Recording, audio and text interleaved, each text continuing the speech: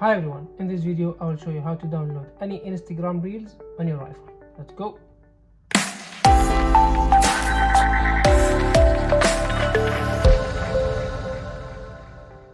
So all you have to do is go here, tap on copy link,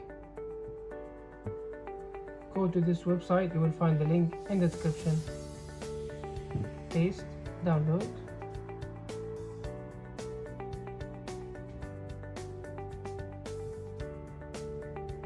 Tap and hold download link file.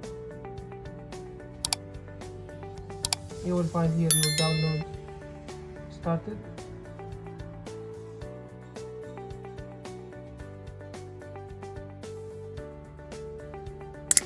So now you can open it and save it to your photos. You can play it from here.